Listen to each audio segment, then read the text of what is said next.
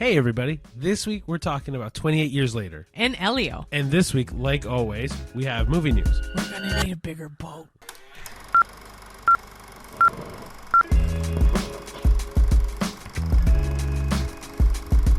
Hello everybody.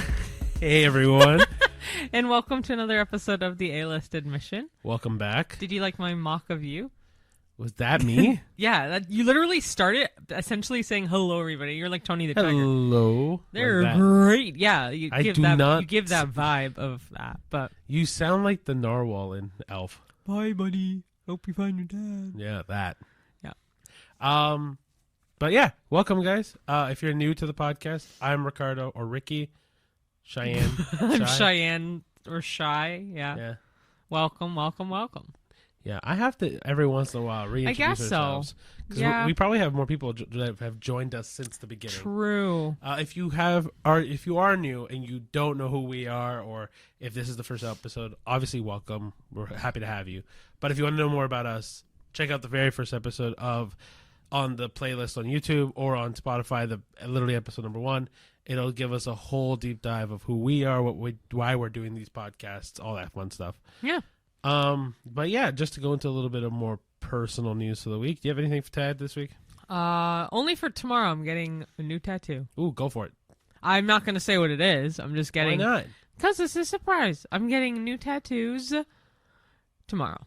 That's it. She's And also to- touching up her touching up some older ones. But it's more because of like sunburns. If you get like a scab from a sunburn, sometimes they'll take the ink off, or like a nick or a cut.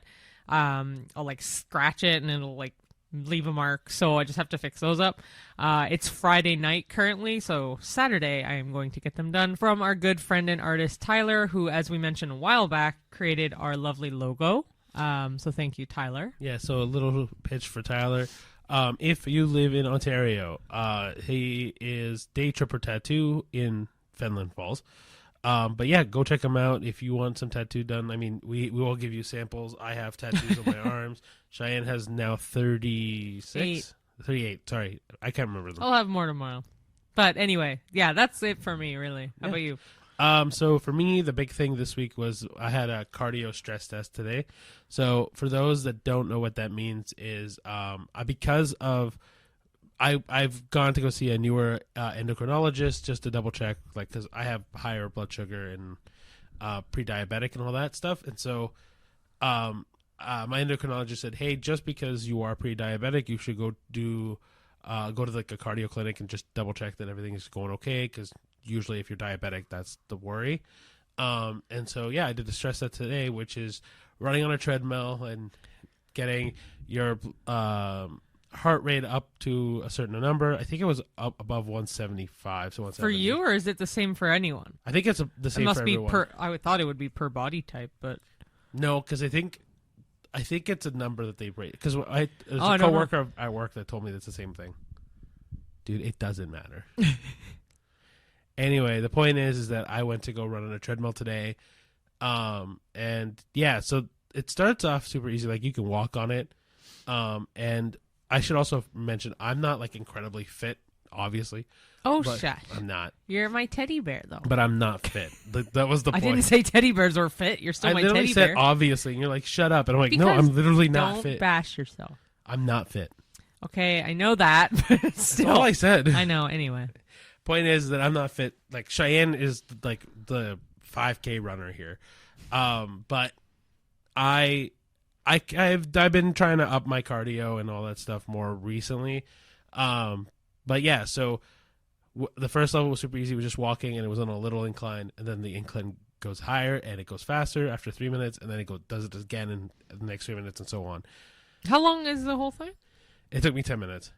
Oh, that's it. Yeah. Oh, I guess they can't really do it for as long as Well, that. like, my coworker said it took him 4 hours to do the whole cardio stress test stuff, and I didn't understand that. Is there more to a cardio stress test than the Not that treadmill? I know of, whatever. But yeah, anyway, the point is that I was there. They checked my heart rate, my blood pressure multiple times. Got to the 3rd level of this thing, and I was like, I felt like I was gonna fall.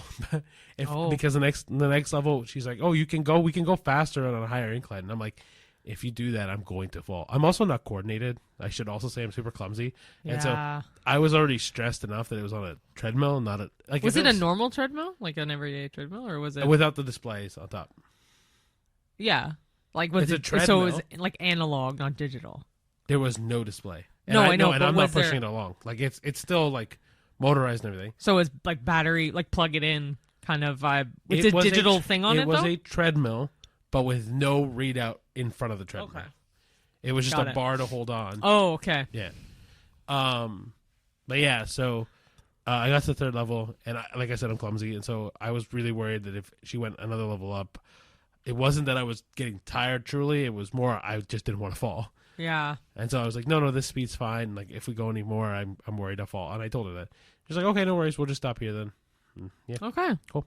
So yeah, not much more news for us, but like movie news, there are again 3. I try to keep I search the movie news in advance. I try to keep it around 3 tidbits unless there's something else that really needs to be said for like movie and TV. Yeah, like 3 or 4. Yeah. So we have 3. Plus the 4th one will kind of, I guess, lead into the second half of the episode. Yes. So, as most people should know, they are making a Meet the Parents 4. Ariana Grande's in it, and Ben Stiller's in it, Robert De Niro's in it. Anyway, they've just confirmed that Owen Wilson is going to be back in it as well. Okay. And if you know who he is in the series, he's in the Focker family. So he's in the like Meet the Fockers more than anything. Yeah, I think it's going to be really cool. It's already has a date. It's by Universal. It's already dated for November 25th of 2026. Paramount is distributing it internationally, and they're also co-producing it. And the original co-writer for all 3 prior films is writing the screenplay for this, and he's going to potentially direct it. Yeah, I think it's going to be really fun. I think it's great that Owen Wilson's coming back. I really like Owen Wilson. I think he's a really nice guy. Like, he seems like a really nice guy. But the fact that those 3 big headliner names for male actors are coming back. Well, anytime Ben Stiller and Owen Wilson also team up, it's been pretty good. But yeah, I think my only concern with the Meet the Focker franchise is that, like, it just runs dry. Because they've already done 3 movies, and They definitely didn't even need to do 3. They could have done 2, but well, I mean, that's what I mean. Now they're doing 4, the 4th one, and so it I'm could like, be good. could I be- don't. It's either gonna be so far separated now that it's good again, or it's just gonna be a needless movie. And I wonder if Ariana Grande is like a child of one of them, or I something. definitely think Yeah. so. I think it's maybe the baby that grew up Oh yeah, that yeah, was yeah, saying, yeah, F you. yeah. Yeah, so that's that Yeah. one. All right, so the second movie news is Simone Ashley, who I'm pretty sure is from Bridgerton. I could be wrong. I'll correct it if I'm wrong on the YouTube video or on Spotify video. But Simone Ashley originally had a much larger role in the F1 movie, and since has been completely taken out of that movie. Yeah, she has no dialogue now, too. Yeah. So the director's come out to talk about it, and honestly, his answers make sense for film, but it does spark a conversation of like, oh, what does that mean for people's future? But the idea is that the director has stated that he had to cut out a couple storylines because he had multiple storylines in that movie. And so she was just unfortunately on the cutting room floor. Now, it sucks because obviously Ashley? No. Yeah, Ashley Simone, right? Was her name? Yeah. If she wanted to have a much bigger role because she wanted to break into film and she wanted to be a more popular star, and like it has been waiting a while, you know what I mean? Like, for people who are in that industry, like getting their chance to be on a big budget movie and like one that people are obviously going to see, especially because F1 being the Brad Pitt movie, and like one having Brad Pitt on it, 2 being F1, one of the most popular sporting events nowadays. Yeah. Like, a lot of people were going to see this movie, and she was probably banking on this to break into Hollywood. Yeah. So she's obviously upset by it. The director has a very valid reason. Like, I mean, who would want to watch a movie that is dealing with multiple plot lines that you can't keep up? Like, if something's oversaturated with not necessarily too much plot, but too much needless plot, I understand. I get it. Yeah. But yeah, that's been that I heard a couple times this week. So this one is a pretty big one because it also sparks like conversations between women of color in film, and is that the reason why she got caught on the cutting room floor? Is it because she's just simply a woman that her role was less important? A bunch of things. Obviously, we know now that that's not the reason, but it does bring up the question. Yeah, this time it's just because there were too many plot lines. Does this mean in previous stuff or things in the future it's going to be differently, right? Like the reason's going to be different.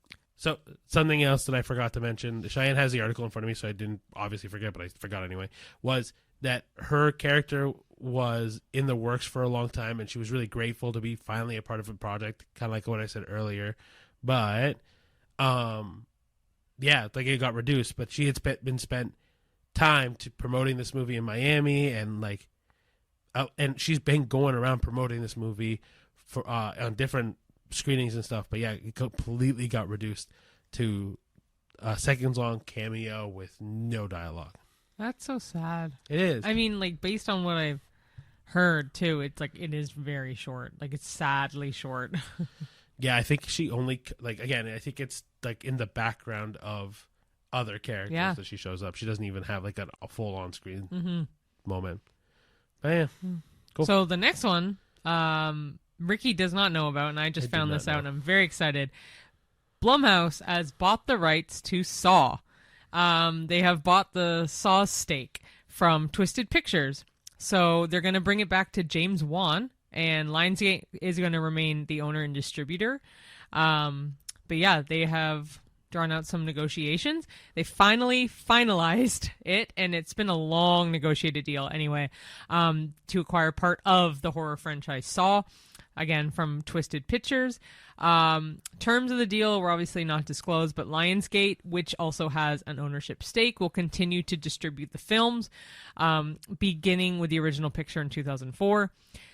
And Content Partners, which is the parent of Revolution Studios that owns a very large cacophony of movies and series, has bought an unspecified stake in the existing library alongside Mark Berg's retained share. Okay. So Blumhouse is buying a stake in the movie Saw, or the series Saw. I'm very, very excited for that. I would love to see what they would do with it. I'm excited about it because Blumhouse obviously has been like the horror kind of... Yeah. Well, them and A24 have recently been the best horror genre, like, studios to come out. Yeah. I mean, A24 is doing everything, but like they're really good at horror, and so is Blumhouse. My only concern with Blumhouse owning it is does that change the Saw franchise from what it is? What do you mean? Like, Saw is very well known to be like this like low budget horror film that is very... I don't think it's low budget. Well, I mean, originally it was. I mean, I guess the last like Saw X or Saw 10, whatever it was definitely not low budget, but like I didn't think the first one really was that low budget. Like, it definitely looks low budget. It didn't give the vibe of it to me, but I could be wrong. Anyway, but my point is like, will they change how Saw looks like, feels like, acts like going forward? Like, is this gonna now look more like a, I don't know, like a Purge movie now, or is this gonna look more like a trying to think of other Blumhouse projects? Fantasy Island. Well, that was one. You said to think of another Blumhouse. Well, I was thinking of franchises. I was thinking Megan? Like, is that Blumhouse? I think so. But you know what I mean? More hyper realistic, more I'm just worried because there's some movies in the Saw franchise we like. There's obviously a ton that we don't, but like I think I just don't want it to lose its feel. Yeah. Well, I guess we'll see. Concern, right? But yeah, that kind of sums up all the movie news we have for this week. Except for one. Yeah. Today, the day we're filming it, is Friday, June 20th, which June 20th is the 50th anniversary of Jaws, which came out June 20th, 1975. Yeah, and it's one of Cheyenne's favorite movies. Yeah, I was going to say, if you don't know already, I'm a huge fan of Jaws. So the latter half of this episode is kind of kind of just go over Jaws again in memory of its 50th anniversary, which is incredible. Yeah, and I think it's a fitting time anyway because now it's summer and it kind of does feel like people are going to the beach. So it's still kind of it's like the relevant. day before summer. The first day of summer is Oh, tomorrow. yeah. So yeah, by the time you guys have seen this episode, obviously the 50th direct anniversary will have passed and summer have already started and all that stuff. But like, I mean, hey, Canada Day for us, but like Independence Day is coming up and that weekend is going to be pretty big for people and stuff like that. And I'm pretty sure, doesn't Jaws take place on Independence Day weekend? Yeah. Perfect. So it's kind of fitting we're talking about Jaws, I think. Yeah. Cool. So we'll talk about that later. But yeah, today's the 50th anniversary of the movie. Cool. So and for the rest of the podcast, or for the next part of the podcast, it's going to be the 2 movie reviews we saw this week. So the first one being 28 years later. Yeah. Sorry. And then we saw Elio as well. Yep, the newest Pixar movie. But yeah, you want to jump right into it? Yeah, go for it. Cool. All right. So 28 years later, directed by Danny Boyle, written by Alex Garland. Obviously, the release date was June 20th. And it is a post-apocalyptic horror / thriller. Yeah, and we technically saw it on June 19th, but yeah. Cool. All right. So, nearly 3 decades after the rage virus devastated Britain, a small coastal community survives in strict isolation on a remote island. When a young boy embarks on a dangerous rite of passage to the mainland with his father, they discover terrifying new threats, both from the evolved infected and from the remnants of humanity. As secrets surface and the line between survival and morality blurs, the legacy of the virus reaches a new, chilling chapter. All right, the main cast is Jodie Comer as Isla, Aaron Taylor Johnson as Jamie, Alfie Williams as Spike, Ralph Fiennes as Dr. Ian Kelson, and Jack O'Connell as Sir Jimmy Crystal. Yeah. There's also a bunch of other cast, but like lesser. We tried known. to do the main exactly when we list them. So yeah, cool. Yeah, that's pretty much our summary and stuff for 28 years later. Now, just for people that don't know, it obviously follows 28 days later and 28 weeks later. I have had some people ask me, like, "Oh, they remade the first movie?" I'm like, "No, they didn't. This is the third in the series." But from what we watched parts of the first one of 28 days later. But from what I was told was that it didn't matter if you had seen the other ones, and it truly did feel like that. Like when we watched 28 years later, it didn't feel like we needed to watch the other two. Definitely not.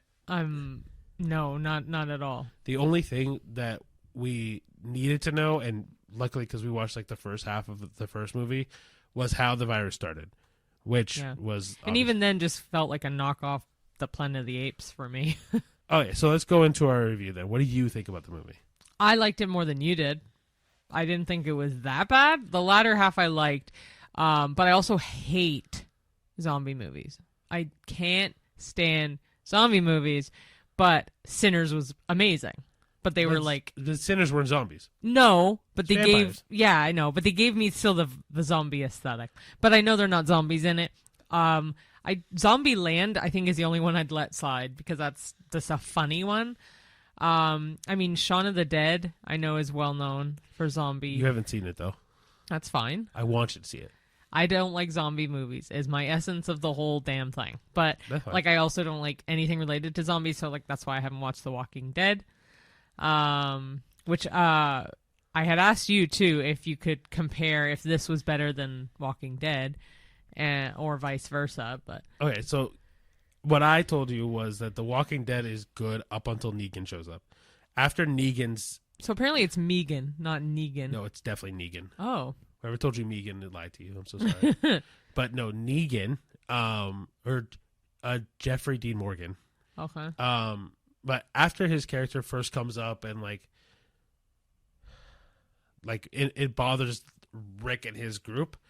After that, the show really goes downhill quick. So I stopped watching after that. But like for me, up until the part where Negan does come in, that show is way better than this movie. Yeah. And then obviously that happens, and then this movie gets better. Yeah, I thought the latter half of this movie was way better than the beginning. Alfie Williams is great. I think he's such a good little actor. I will say every single person that acted in this movie I thought did a phenomenal job. Yeah, they all did great. Jack O'Connell was also great for the little bit that he was in. Right, I agree. And if you don't know that name, he was in Sinners as Remick, the main vampire. So that was cool to see him in something different. But Aaron Taylor Johnson did really good as the dad. And Ralph Fiennes is great as always. Every single time he doesn't phone in a performance. And Jodie Comer, I don't think I've seen her in anything notable that I can think of. We've definitely seen her in something. I just can't remember. But she was good too. Yeah, they were all very good actors. Absolutely. The zombies, some of them, I'm not going to say what, but some of them are really like as in gross. Like disgustingly gross? Physicality wise. Yeah, that's the point. Kind of, yeah. It's a zombie movie. No. Like, but there's a couple zombies they have in it that didn't look like a traditional zombie. No, and well, I mean, like for me, like the zombies themselves, the only thing I didn't care for, but it's the same in each one of these movies, was that they're like spazzy to me. Spazzy? Yeah, like very like very active. Like I mean, they do run a lot, but not necessarily like active as in physical. I mean, like very like twitchy. Oh, like they look like they're high on some sort of illicit drug. Oh, I guess a little wired or frazzled. Yeah.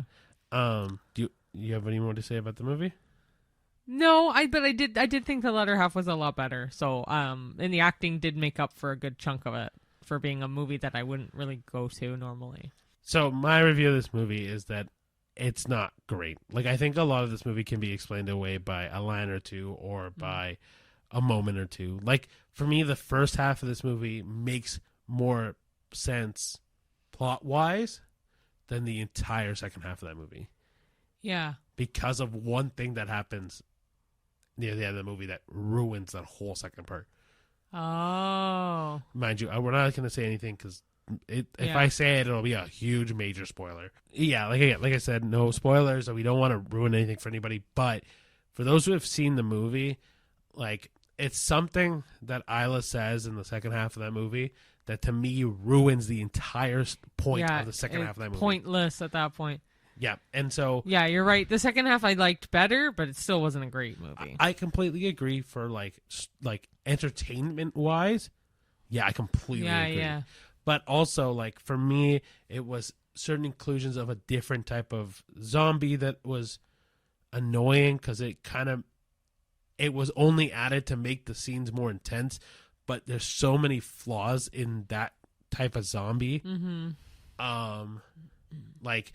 Then to me, it was like the relationship between, or the choices Spike made don't make sense for his character based on the first half of the movie. Like, it's just, there's a lot that goes, that just is, to me, feels like major plot holes or like things that just don't make sense that they made decisions for. Like, there's another part where something happens from a infected that then questions how the infection passes on to things. That then I'm like, then it makes no sense to me, and that's also based on some things I was told from the 28 weeks later. Where, like, for example, this one 28 weeks I'll spoil, not 28 years.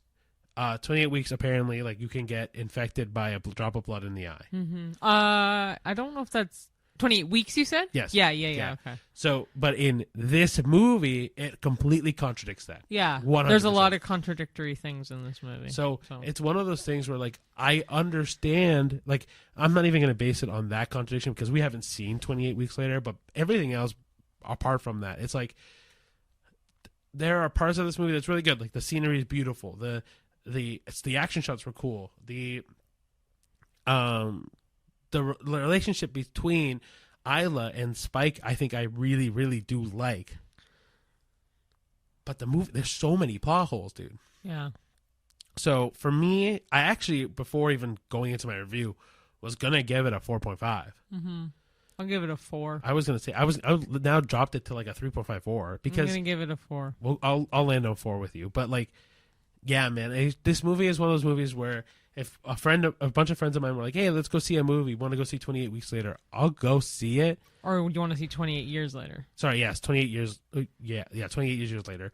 But I just wouldn't care for the movie. Like, I'd rather just talk to my friends. Yeah, pretty much. Yeah. What about? Oh yeah, you said 4. Yeah, 4. Yep. So yeah, I mean, if you like, I also think that this movie is like slowly paced, but that's but that's also what me and Cheyenne have a critique on the whole 28 days, weeks, years series. Like, it's pretty damn slow, and so if you like 28 Days Later and 28 Years Later, odds are you'll like 28 Years Later as well. Okay, yeah. So that's, I guess, sums it up pretty much for 28 Years Later. Yeah. I'm going to get into the second and final movie we saw this week. It wasn't a huge movie week, which is fine because last couple times it's felt like triple movies every week. Yeah, so. and if it's 3 movies, we have to do a double. Yeah, movie so night I don't mind doing it this way. But yeah, the second movie we saw was Elio. It's directed by Madeline Sharafian, Domi Shai, and Adrian Molina. And it is an animated sci-fi adventure / comedy. Cool. And the spoiler-free synopsis goes that Elio Solis is an imaginative and lonely 11-year-old boy who's obsessed with space. One day, he's accidentally picked up by an advanced alien realm known as the Communiverse, and, thanks to a mix-up, is mistaken for Earth's official ambassador. Thrust into a dazzling intergalactic assembly, Elio must navigate cultural misunderstandings, forge new friendships, and play a vital role in a cosmic crisis, all while discovering his true self and where he truly belongs. So the main voice cast includes Jonas I'm going to screw up this name probably, but it's Jonas Kebriab. That's probably more accurate as Elio Solis. Zoe Saldana as Olga Solis. I did not know that. That's crazy. Remy Edgerly as Glorden, who is the quirky alien friend that Elio meets. Brad Garrett as Lord Grigan. Jamila Jamil as Ambassador Cuesta. And Shirley Henderson as Ooh, who's the gelatinous Communiverse supercomputer. Ooh, it's so funny to me. Yeah, like, because if you see the scene in the trailer, it's literally like not static or white noise, but like it's just a noise. It's because it's a supercomputer, and so the only way it knows how to communicate its name is by beeps and boops. Yeah, so those are the main cast, the main synopsis. I thought it was really cute, really, really cute. Some of it I did find a little, like it took a little bit to get to it, but I will leave more of my review to you, Ricky, because you resonated a lot more than I would. But I don't mind you fulfilling out your full flesh and like thought.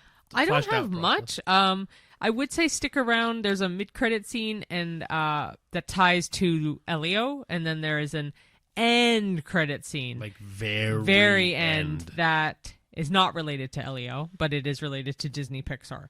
So, and it's like all of 10 seconds. So I would suggest if you want to stick around for it, go for it. I'm sure it's probably somewhere in the multiverse, the interwebs, that you can see it. Yeah. I don't necessarily think it's worth sticking around for the very, very end, but I completely agree with you. Yeah. It's a very, very cute movie. It gives me vibes of like Elemental, like the newer Pixar than anything else. The newer like wave of Pixar movies. Yeah, like Luca especially. I thought it was very, very cute, and I don't hate it. I'm just kind of neutral to the whole movie. Okay, so the reason why Cheyenne says I resonated with it more is because, well, one, I should say I'm more obviously. I always say obviously. I don't mean to say obviously. I am more sentimental than Cheyenne, so I'll always sensitive or than sentimental. Sentimental, sensitive. I pick up on movies a little bit more to like deeper. Personally, and so I'm also the one that cries more in movies out of the two of us. You did like a couple times in this movie. So for me, this movie touched me a lot because this movie really deals with the theme of loneliness and being alone, and I don't think I've ever shared this on this podcast, but one of, if not my biggest fear, and I'm pretty sure this is my biggest fear, is being alone. And so this movie touched me in a way I was not expecting it to. Right. Because I knew that Elio is lonely or like craves to be out of Earth. But man, I didn't realize how in depth it really was and how much it really resonated with me. And that fear is like, it was stuck in my brain for so long. And he's Hispanic too. Yes. So that doesn't and help. Like, yeah, or it doesn't help for you, like how it ties that. Yeah. Me and Cheyenne had a brief conversation about this on the way to the car after watching it in the theater. But literally, like, one of the things about this movie truly is, one, that he's Hispanic. And like, not that I'm biased when it's a Hispanic person in a movie, but it's like, it's, for me, it's just representation. I just love it when a Hispanic story comes out. But like, one, being Hispanic, and two, the sense of being alone and not feeling like you fit in or not feeling meant for this world. So when you are afraid of loneliness, is it being alone, like solitary confinement alone, or is it being alone like even in the midst of a group of people? It's both. Because I love being alone. Like, nothing against you. I don't mind being alone. So there's a difference, because me and Cheyenne both are introverted. Like, there's stages of introvert. I'm like an extroverted extroverted introvert. Yeah, like you're in between, an omnivert. Yes. Yeah. Yes. I am more introvert, and like Cheyenne knows this. Like a hermit. I love talking to people that I deem as safe and secure to me. Like, even our group of friends that like we talk to all the time. It's like, I'm cool with, I can jump out of my shell. Sorry, I fully blocked the microphone. I can jump out of my shell a little bit more, but like, otherwise, dude, I'm okay, happy, and honestly, and Cheyenne will tell you, of just staying home every single day for the rest of my life, watching a movie, playing video games. Yeah, but it's funny because that's like almost ultimate loneliness. But the difference for being alone is, for me, is being like to myself.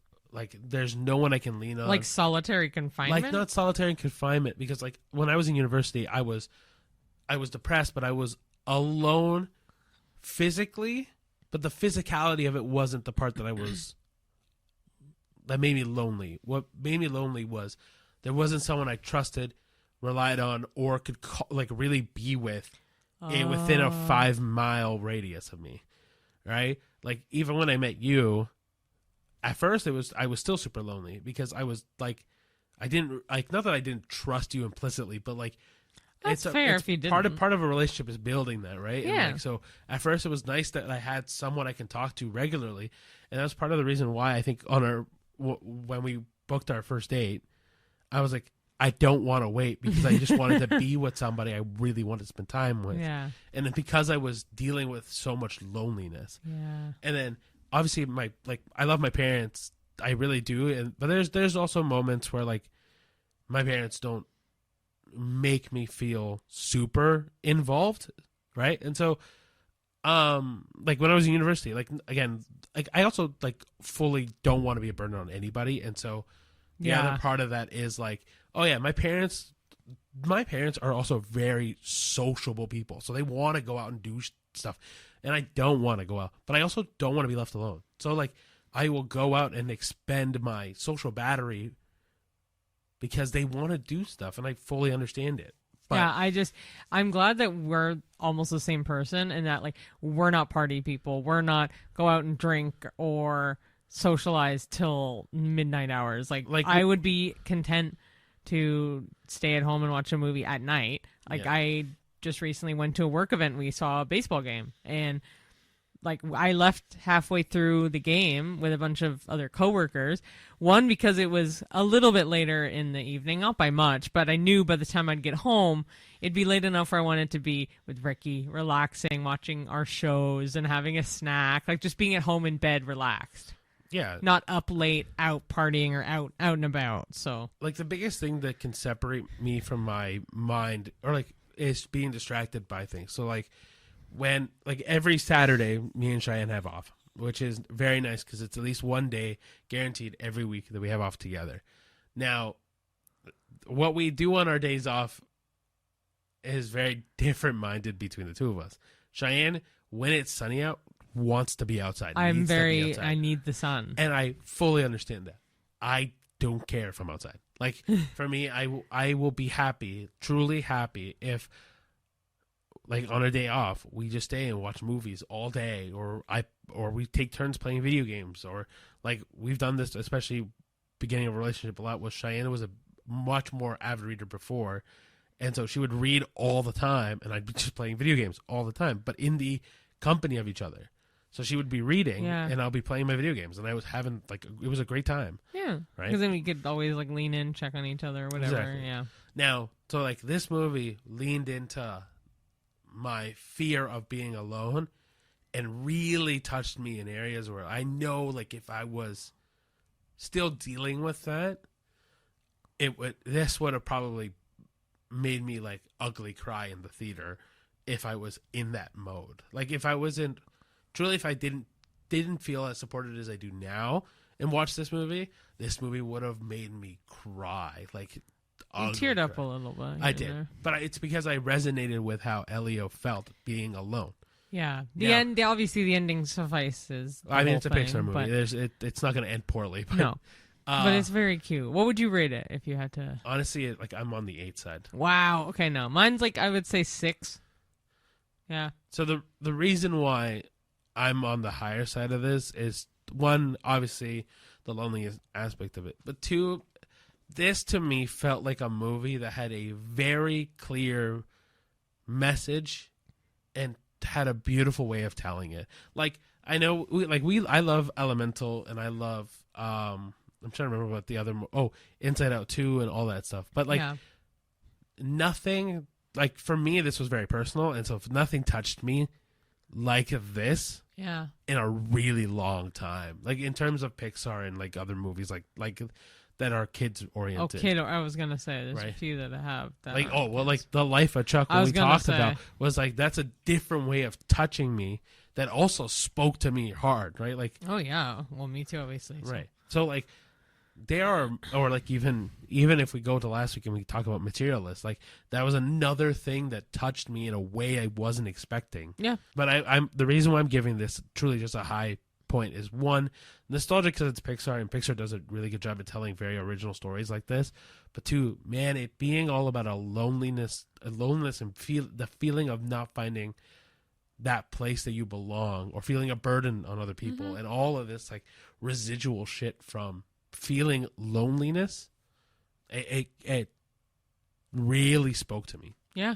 Yeah. So out of the two movies, I think we would both suggest Elio to see. Yes. For your upcoming Tuesday cheap night. If you are in the mood, though, for zombie apocalyptic kind of vibe, go see 28 Years Later. I mean, if you like the other two, what's to say you won't like this one? Just say, though, like, for those that haven't jumped into the 28 days, weeks, years franchise, whatever I guess I call them now, if you don't like slower paced horror movies, you won't like these movies.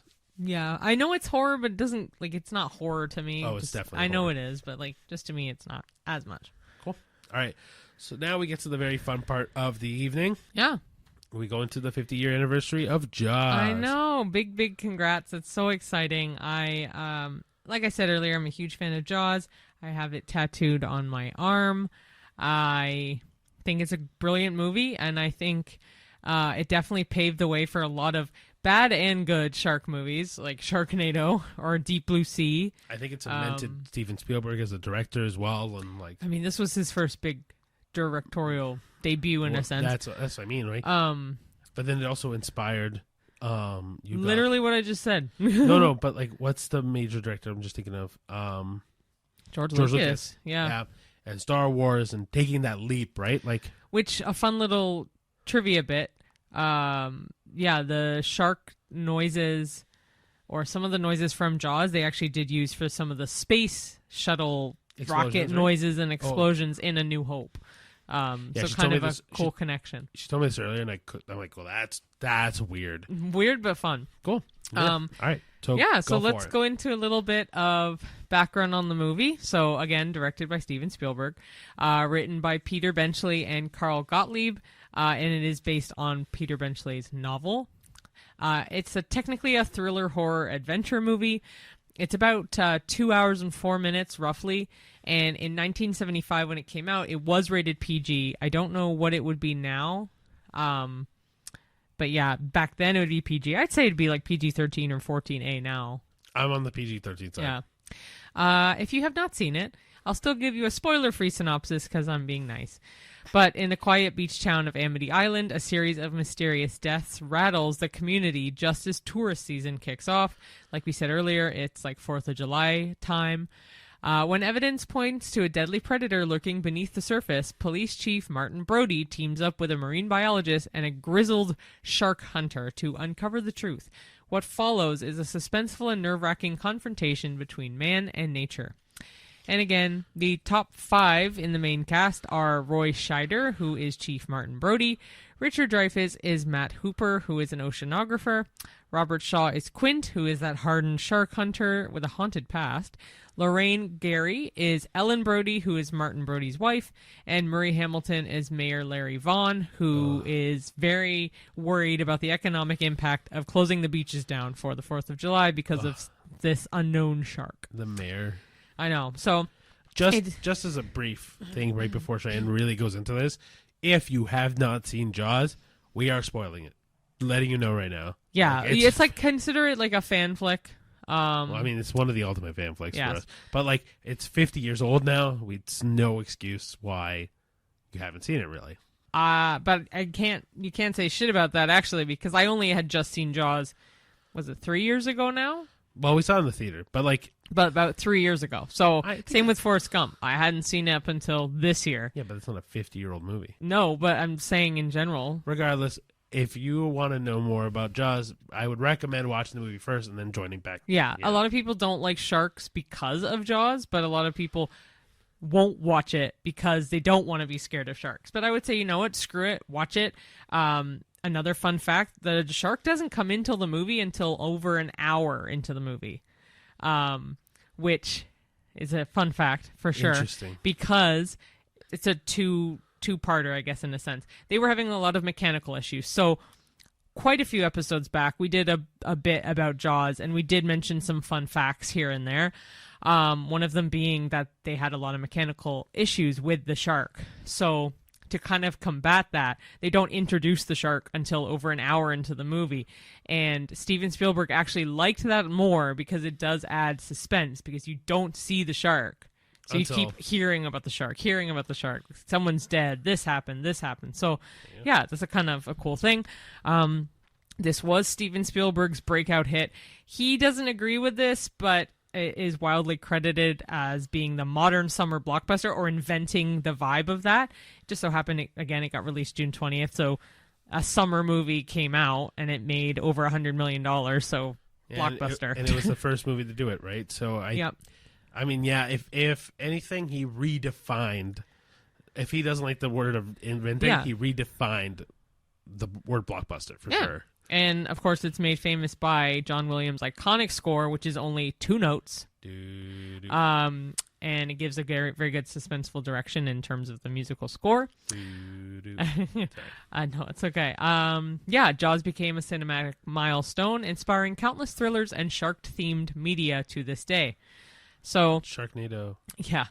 Kind of in honor, I guess, of that, I made a pop quiz of 10 questions to put our knowledge to the test on Jaws. Cheyenne, I'll probably ace some of it, but you know the answers, but you don't know the answers. I don't know the answer sheet. Cheyenne hasn't looked at the answer sheet, but she will probably know all the answers. Just saying. Oh, is that okay? Well, I can always ask. Oh, I could always ask you all the questions, and I'll be your phone a friend. We can do it that way. Because I already saw the first 2 questions. I already know the answers, but I feel like you'd know them too. Yeah, I know the first. Okay. So I'll ask you the first question regardless. Okay. What is the name of the fictional town where Jaws takes place? Is it A, Amity Island, B, Ocean View, C, Seaside Bluff, or D, Cape Cod? All right, everyone at home, what are your answers?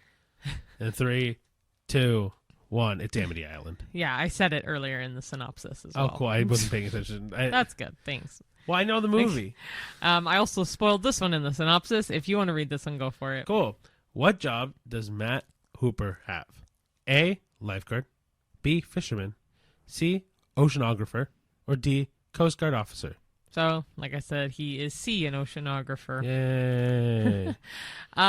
Number 3, what was the mechanical shark nicknamed during production? If you had seen our episode way back about facts about Jaws, you would know the answer to this, but is it A, Chompy, B, Bruce, C, Jawsy, or D, Finn? And it's B, Bruce. Yeah, Finn would have been funny. I'm pretty sure this is the Bruce in this probably is the same shark in Finding Nemo. What do you mean? The Finding Nemo shark is also named Bruce. Oh, yeah.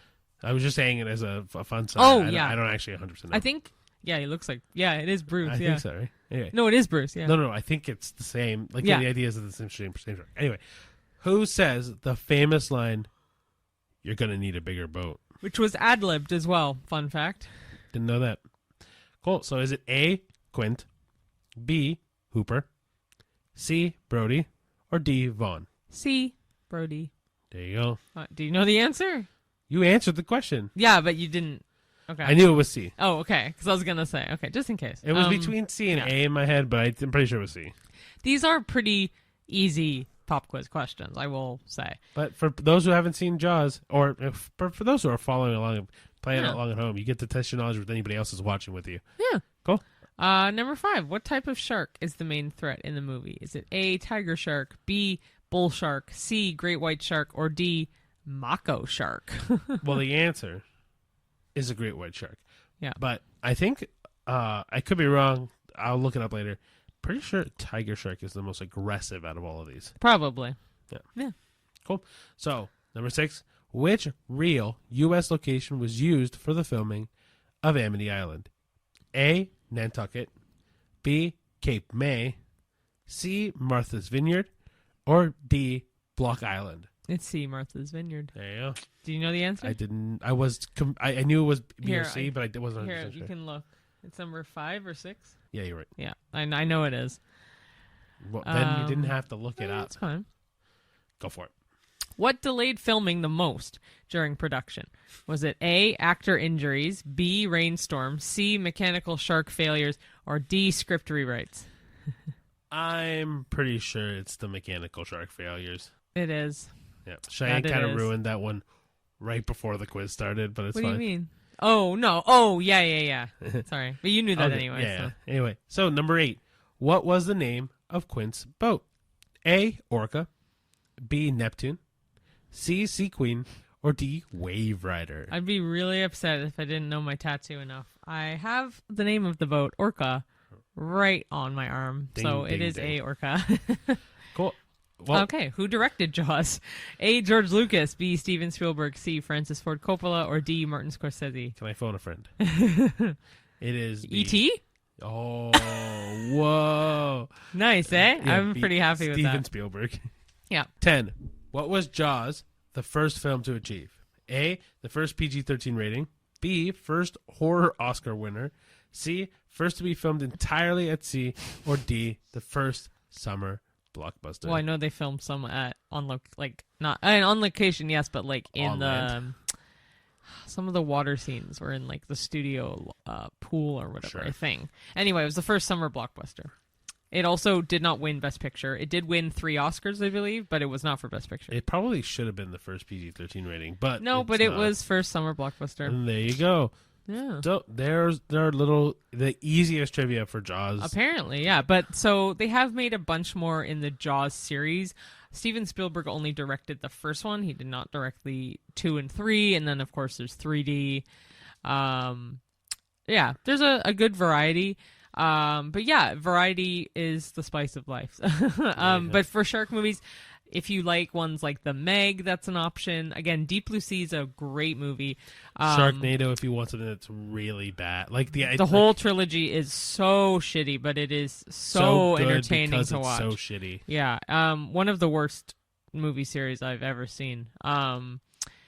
But Deep Blue Sea, I highly recommend. I have not watched the sequels, but I actually found out that they had, I believe, 2 more movies in that series. And we should mention the movie that we saw this year. And before that, I was going to finish my sentence that, like I was going to say, Deep Blue Sea has 2 sequels, and I found out from a friend that don't sleep on the second and third in the Deep Blue Sea series, because apparently they're excellent for being sequels, but they don't get a lot of credit. So I have not seen them, so I've only seen the first one. But yeah. Yeah, and then I don't know if I said the title for the one that we saw this year was Dangerous Animals. Yeah, so, and again, that one wasn't definitely the worst I've ever seen at all. I thought it was decent, but it's also except for the CGI being really bad at times. And it's definitely not the Jaws of this era. Like, I know. Oh no, 100%. But no, honestly, guys, like, Jaws is a cultural movie, man. I and like, it's one of those movies where, kind of like Titanic for me and Cheyenne, we both hadn't seen it, and it was one of those movies where we're like, oh yeah, we really probably should see it. And we tried to see it once before, and we did not like it. Titanic? No, Jaws. Oh, Jaws, yeah. And then it came into theaters, and it like widened our eyes. Yeah. I thought it was brilliant. Actually, really random side note, but speaking of Titanic, PlayStation, have you heard about that? Yes, I saw you liked it. Yeah, they have announced in 2026 they're releasing a Titanic simulation game. The graphics look incredible. It is obviously first person, but it reminds me of BioShock in the first person vibe. So maybe that video game will be the reason we watched Titanic. I was actually going to watch Titanic prior to playing that game. So at some point I will watch it. We are going to watch Titanic. It doesn't come out until next year, so I have no rush. We should watch Titanic though. Not tonight. Well, not tonight. Tonight is a Jaws night, because we are going to watch Jaws, because, again, 50th anniversary, and I'm very grateful to have something to commemorate it on my arm, because, yeah, I absolutely love that movie, and I also have really good memories of Universal Studios Florida when they had the Jaws ride. Ironically, I loved that ride and had been on it hundreds of times when I was younger, and I had never seen the movie. But also, they did have some issues with the mechanical shark in that ride as well, here and there. Very true to form. Yeah, excellent ride. They did keep Bruce hanging, like they have from the movie, but they do keep it there for photo ops. They do keep it outside by the San Francisco Wharf in Universal, right outside of now where King's Cross Station / Diagon Alley is, which is where that area was, where the original Jaws ride was. Mm-hmm. So it's nice that they still have something there, and they do still have a shark bar and some merch you can get that's Jaws related. I was gonna say, at the very front of the park they have the the vintage the Legacy store in the City Walk area. They do have no, it's not called a Legacy store. I think it's just the Universal Studio store. There is one that's like the ancient stuff. Not ancient, but like vintagey. Yeah. Yeah. The, like, throwback or whatever like, store. Confrontation. Pretty sure it is called the Legacy store. Maybe. But yeah, like Back to the Future and all that as well. Yeah, like Kong's Confrontation. That's what I was saying. E.T. is still on there. Earthquake. But yep. Anyway, these are all rides I have not been on because, well, E.T. I have. But like these, I hadn't gone to Universal since 2022, 23? 23. And so by then all these rides were gone. Oh, your first time going though was Yeah. 2022. That's what I'm saying. So yeah, by 2022, by 2020 really, all these rides were gone. So. Well before 2020. Kong was gone, I think when I want to say 6 or 7. It was probably the early 2000s, late 90s. Regardless, we're getting ahead of ourselves here. Yeah, I could just talk about Universal all day. So, I'll cut it here, though. Yeah, so it's probably going to be on the shorter side of this episode. But regardless, thank you so much for watching. If you want to follow us along, we're on every social media, you name it, like Facebook, Twitter, Threads, Instagram, TikTok, Letterboxd, YouTube, Spotify, Apple Podcasts, wherever you get your podcast, really. X. You said Twitter? I said Twitter. X.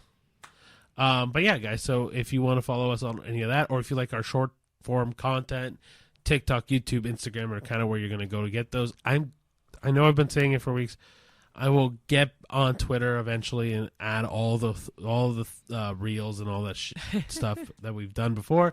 Twitter is the one, honestly, the one social media I never use. Twitter? Yeah. I don't either.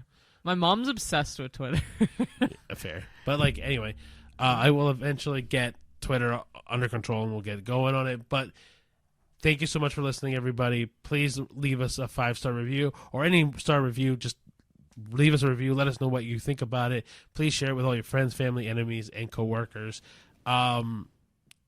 yeah, like it's just word of mouth, guys. If you love the video or watch the video, that'd be great. If you want to just listen to the audio format, totally okay. We're okay with both of those. And yeah, like Cheyenne said with Letterboxd, like just keep following us along. That's a beautiful diary of everything we watched, and by the time this episode comes out, it will be fully updated. Yeah, I think that's everything. So thank you, everybody, and we'll see you at the movies. See you there. Bye. Bye.